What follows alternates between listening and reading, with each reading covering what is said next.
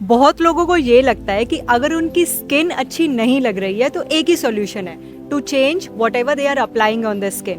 तो हंट शुरू हो जाता है बेटर मॉइस्चराइजर, बेटर सीरम या फिर बेटर फेस वॉशेस या फिर chemical treatments like Botox and fillers. और कुछ टाइम बाद उन्हें सच में लगता है कि yes, things are improving in their skin, लेकिन थोड़े टाइम बाद फिर वही सेम इश्यूज वापस आ जाते हैं, dullness, fine lines and texture. And that is the moment जब ये सब काफी कंफ्यूजिंग लगने लगता है, बिकॉज आपको लगता है कि you are doing everything right, but then why do you still have issues with your skin. तो अब ये पार्ट समझना इम्पॉर्टेंट है कि आपकी स्किन सिर्फ डिपेंडेंट नहीं है कि आप उस पर क्या अप्लाई कर रहे हो, बट आपकी स्किन की हेल्थ मोस्टली रिलेटेड है कि आप क्या कंज्यूम कर रहे हो और आपकी माइक्रो हैबिट्स हैं कैसी। क्या आपकी बॉडी आपके डाइट एंड आपकी स्लीप की वजह से कभी रिपेयर मोड में जा भी रही है, या ओवर टाइम आपकी हैबिट्स आपकी स्किन को सिर्फ और सिर्फ डैमेज कर रही हैं। Hello everyone, I am Dr. Nitika Anand. I am a certified fitness trainer and a nutrition coach, and I have been training women from past 8 years now. Hi, my name is Tanvi. I'm the director and founder of Leap of Love Foundation, which is a non-profit working on mental health awareness in India. I've been working in the social sector for the past 12 years. और आज इस video में हम बात करने वाले हैं ऐसी माइक्रो हैबिट्स की, दैट मीन्स छोटी छोटी habits that are secretly ageing your skin. So, let's start.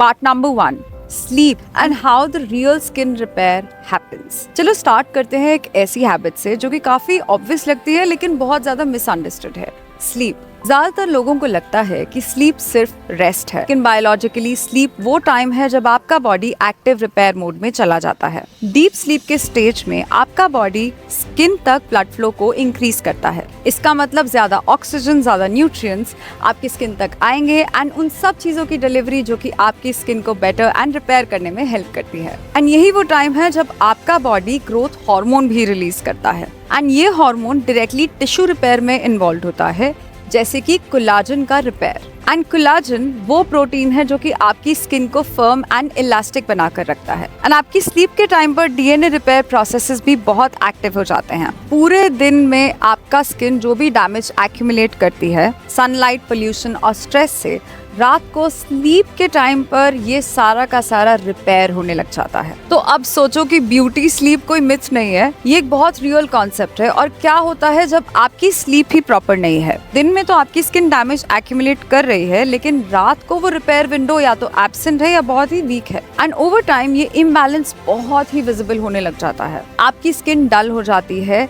Elasticity कम हो जाती है and fine lines and wrinkles बहुत ज्यादा विजिबल हो जाते हैं। ओवरनाइट नहीं, बट ग्रेजुअली।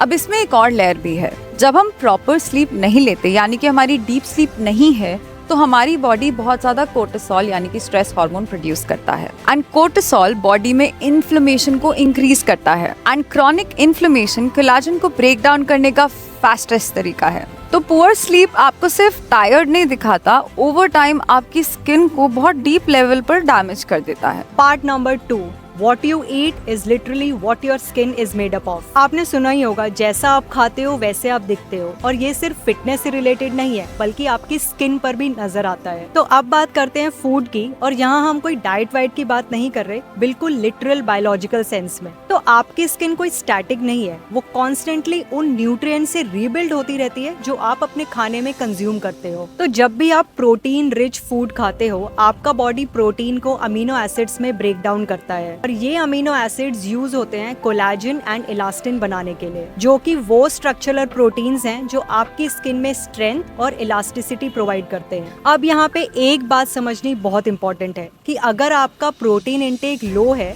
तो आपका बॉडी फंक्शन करना बंद नहीं करता, वो सिर्फ प्रायोरिटाइज करता है। आपका ब्रेन, आपका हार्ट और आपके मसल्स, ये तीनों बहुत क्रिटिकल सिस्टम है।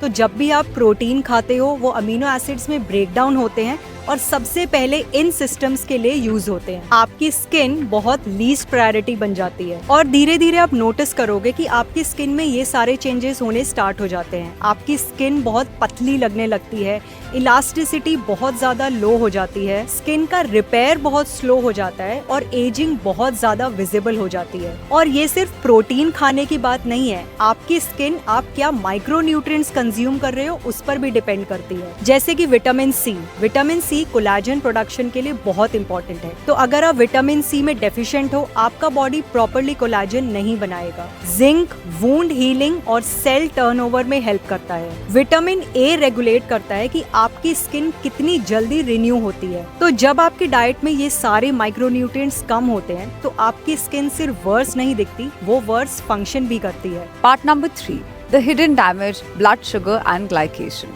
अब ये एक ऐसी चीज है जिसको ज्यादातर लोग अपनी स्किन से कनेक्ट नहीं करते, ब्लड शुगर। हर बार जब आप कुछ ऐसा खाते हो जो कि आपका ब्लड शुगर स्पाइक करता है, जैसे कि रिफाइंड कार्ब्स या फिर शुगर, आपके बॉडी में एक प्रोसेस होता है जिसको ग्लाइकेशन कहते हैं। अब ग्लाइकेशन में शुगर मॉलिक्यूल्स प्रोटीन के साथ अटैच हो जाते हैं और आपके बॉडी में सबसे इम्पोर्टेंट प्रोटीन्स में से एक है कोलेजन। जब कोलेजन ग्लाइकेटेड हो जाता है तब वो स्टिफ हो जाता है और उसकी फ्लेक्सिबिलिटी कम हो जाती है, तो स्किन को सपोर्ट करने के बजाय वो अपना स्ट्रक्चर ही लूज कर देता है और ये एक्सटर्नली दिखता है रिंकल्स, सैगी स्किन या फिर लॉस ऑफ फर्म स्किन की तरह। अब इम्पोर्टेंट बात यह है कि ये एक बार का इवेंट नहीं है, ये क्यूमुलेटिव प्रोसेस है और हर शुगर स्पाइक एक कलेक्टिव डैमेज क्रिएट करता है एंड धीरे धीरे ये डैमेज काफी विजिबल होने लग जाता है। तो अब ये कभी शुगर खाना बंद कर दो वाली बात नहीं है, ये समझने वाली बात है कि फ्रीक्वेंट शुगर स्पाइक्स एजिंग को स्ट्रक्चरल लेवल पर एक्सेलरेट करते हैं। Part number 4, movement and circulation, the glow you can't fake. अब एक ऐसी चीज के बारे में बात करते हैं जो हमें ऑब्वियस नहीं लगती, that is movement and skin. तो जब आप मूव करते हो किसी भी टाइप की मूवमेंट, तो आपका ब्लड सर्कुलेशन ज्यादा इम्प्रूव होता है। दैट मीन्स आपका ब्लड आपकी स्किन तक ज्यादा न्यूट्रिएंट्स एंड ऑक्सीजन डिलीवर कर रहा होता है और ये डायरेक्टली अफेक्ट करता है कि आपकी स्किन कितनी ब्राइट दिखती है, वो कितनी क्विकली रिपेयर करती है और नए सेल्स कितनी एफिशिएंटली फॉर्म होते हैं। तो अगर आपका लाइफस्टाइल बहुत सेडेंटरी है तो डेफिनेटली आपकी ब्लड सर्कुलेशन भी बहुत स्लो होगी एंड डेफिनेटली आपकी स्किन को वो ऑक्सीजन एंड न्यूट्रिएंट्स नहीं मिल रहे जिसकी उसे जरूरत है, चाहे आपकी डाइट कितनी भी अच्छी हो। अब इसमें एक और लेयर है। सो जब भी आप स्ट्रेंथ ट्रेनिंग से मसल बिल्ड करते हो, आपका बॉडी ब्लड शुगर को बेटर हैंडल करने लगता है। तो इनडायरेक्टली आपका जो मूवमेंट है वो कोलेजन को भी प्रोटेक्ट करता है by reducing all those damaging sugar spikes जिनके बारे में हमने अभी पहले भी बात करी थी। तो मूवमेंट सिर्फ फिटनेस के बारे में नहीं है, बेटर मूवमेंट आपकी स्किन का एक बहुत इंपॉर्टेंट सपोर्ट सिस्टम है। Part number 5, smoking, alcohol and stress. अब कुछ हैबिट्स ऐसी भी होती हैं जो कि सिर्फ रिपेयर को रोकती नहीं है बल्कि एक्टिवली डैमेज क्रिएट करती हैं और स्मोकिंग उसमें से सबसे ऑब्वियस एग्जाम्पल है। ये आपकी स्किन तक ब्लड फ्लो को रिड्यूस कर देता है एंड आपकी ब्लड वेसल्स को कॉन्स्ट्रिक्ट कर देता है। एंड कम ब्लड फ्लो का मतलब है कि आपकी स्किन तक कम न्यूट्रिएंट्स एंड कम ऑक्सीजन पहुंच रहा है। साथ ही स्मोकिंग ऑक्सीडेटिव स्ट्रेस क्रिएट करता है जो कि कोलेजन एंड इलास्टिन को डैमेज करता है। नाउ सेकंड, अल्कोहल, जो कि थोड़ा सा डिफरेंट तरीके से काम करता है लेकिन डैमेज काफी इक्वली करता है। अब अल्कोहल बॉडी को डिहाइड्रेट करता है और आपकी स्लीप को मेजरली डिस्टर्ब करता है एंड मोस्ट इम्पोर्टेंटली अल्कोहल से आपकी बॉडी में इन्फ्लेमेशन काफी एक्सेलरेट हो जाता है। Finally, stress, chronic stress cortisol levels को कॉन्स्टेंटली एलिवेटेड रखता है एंड कोर्टिसोल टाइम के साथ कोलेजन को ब्रेक डाउन करता है एंड उसकी प्रोडक्शन को भी रोक देता है। तो इन हैबिट्स का एक डबल इफेक्ट होता है, रिपेयर कम, डैमेज ज्यादा। Part 6, that is the last part. It is the biggest external factor, that is sun exposure. अगर आपको एक फैक्टर चूज करना हो जो स्किन एजिंग में सबसे ज्यादा कंट्रीब्यूट करता है तो वो है सन एक्सपोजर। अल्ट्रावायलेट रेडिएशन आपकी स्किन में पेनिट्रेट करती है and collagen, elastin and even आपके डीएनए को भी डैमेज करती है एंड इस प्रोसेस को फोटो एजिंग कहते हैं और ये प्रोसेस विजिबल एजिंग का बहुत बड़ा कंट्रीब्यूटिंग फैक्टर होता है जिसमें आप देखते हो रिंकल्स, पिगमेंटेशन एंड फर्मनेस का लॉस। और ट्रिकी पार्ट ये है कि ये डैमेज बहुत ग्रेजुअल एंड स्लो होता है, तो आपको इमीडिएटली कोई इफेक्ट दिखाई नहीं देता, लेकिन ये सालों में एक्यूमुलेट होता रहता है। इसीलिए एक सिंपल सी habit that is daily sun protection long term में आपकी स्किन के लिए एक सबसे पावरफुल हैबिट बन जाती है। तो जब आप ये सारी की सारी चीजें एक साथ देखते हो तब एक चीज बहुत ही क्लियर हो जाती है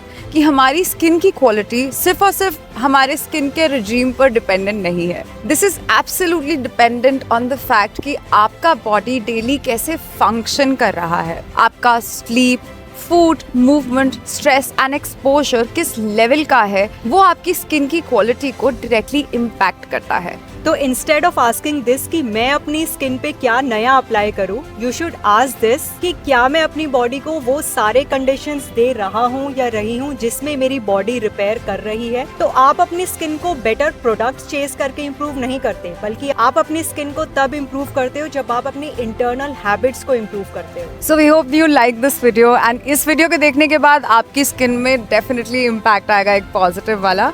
So don't forget to like, share, subscribe, click on the bell icon, leave a comment, and if you'd like to reach out to us, our details and email ID are in the description of this episode.